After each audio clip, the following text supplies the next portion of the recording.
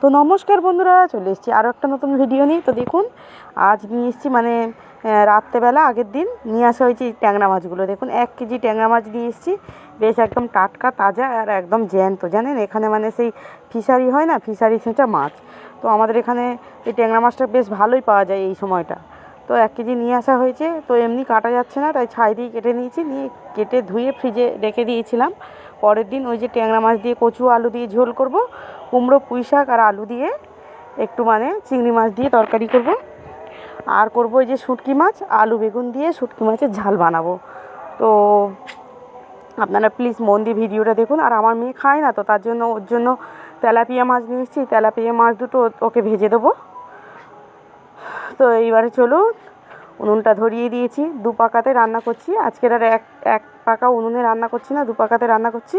আর এই যে কড়াই, উনুনের কড়াই বসিয়ে দিয়েছি, দিয়ে দেখুন মাছগুলোকে ভেজে নিয়েছি, ভালো করে ভেজে নিয়েছি। নিয়ে যে কড়াইতে মাছের যে তেলটা রয়ে গেছে ওই তেলের মধ্যে এবারে পেঁয়াজ আর পেঁয়াজটা একটু ভাজা ভাজা হয়ে গেলে আদা রসুন বাটা দিয়ে আমি কচু আর আলুটাকে তুলে দিয়েছি। দিয়ে একটু চাপা দিয়ে মানে ভালো করে কষিয়ে নেবো, যাতে আলুটাও ভাজা হয়ে যায় আর কচুটাও ভাজা ভাজা হয়ে যায়, আলাদা করে আর ভাজতে হবে না। তো দেখুন চাপা দিয়ে দিয়েছি, এইবার ভালোভাবে ভাজাটাও হয়ে যাবে।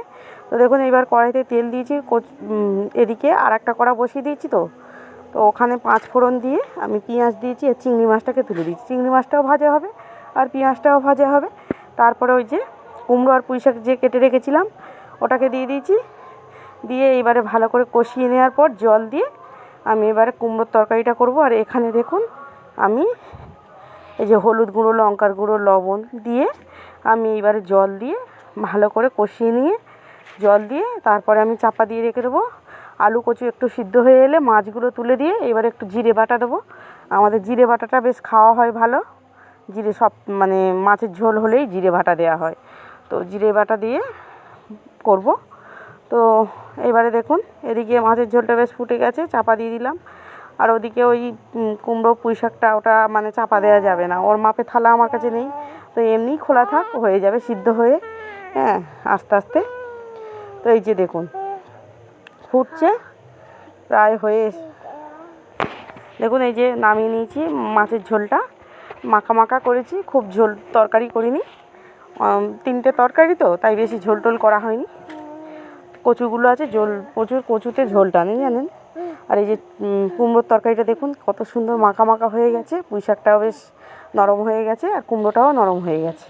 আর এখানে শুটকি মাছটাকে গরম জলে ধুয়ে নিয়েছিলাম, ধুয়ে নিয়ে পরিষ্কার করে মাথাগুলো কেটে বাদ দিয়েছি। দিয়ে ওই যে মাছটাকে ভেজে নিয়েছি, ওই যে মাছের তেলটা ছিল শুটকি মাছের, ওই তেলের মধ্যে টমেটো, পেঁয়াজ, আদা রসুন বাটা দিয়ে ভালো করে মশলাটাকে কষিয়ে নেবো। নেওয়ার পর আলু আর বেগুনটাকে দিয়ে একটু কষে নেবো, যাতে আলু আর বেগুনটা নরম হয়ে যায়। আর একটু লবণ দিয়ে দিয়েছি, দিয়ে যাতে তাড়াতাড়ি সিদ্ধটা হয়ে যায়।